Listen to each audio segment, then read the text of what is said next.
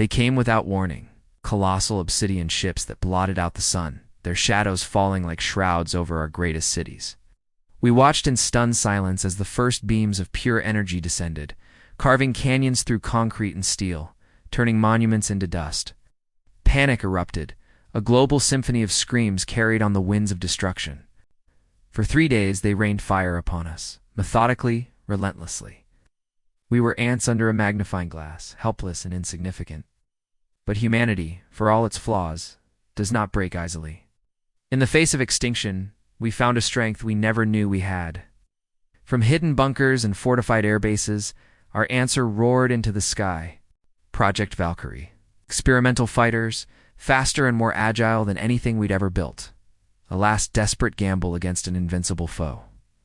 I was one of the pilots, just a kid, really. My training simulations felt like a lifetime ago.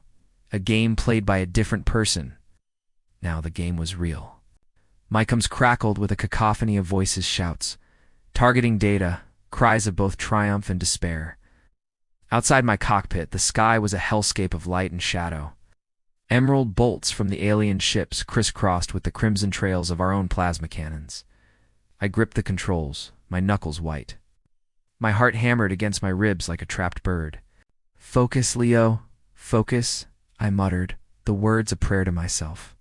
My squad leader, Commander Eva Rostova, her voice a beacon of calm in the chaos, assigned our targets.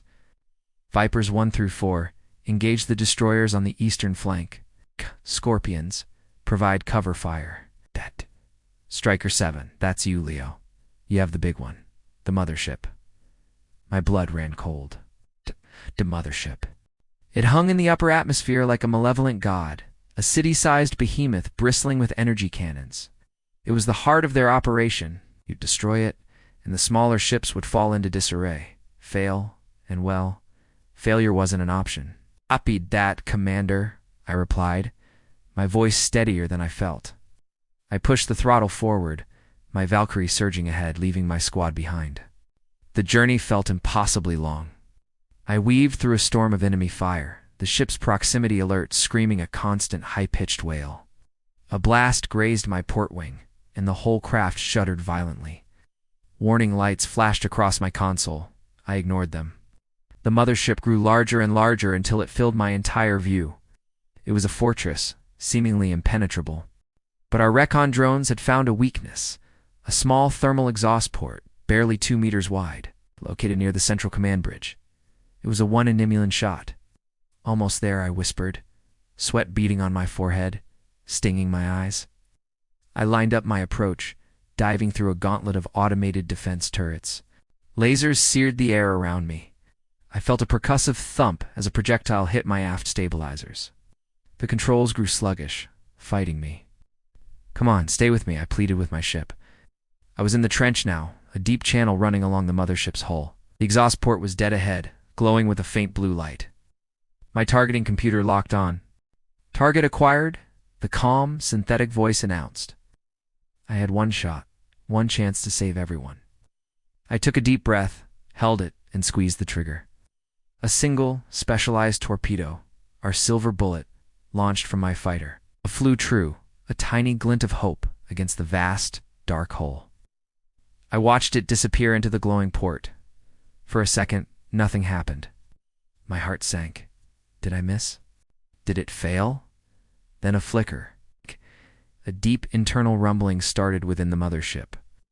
A chain reaction of explosions blossomed from its core, bright orange light tearing through the dark metal. The colossal ship shuddered, its energy weapons flickering and dying.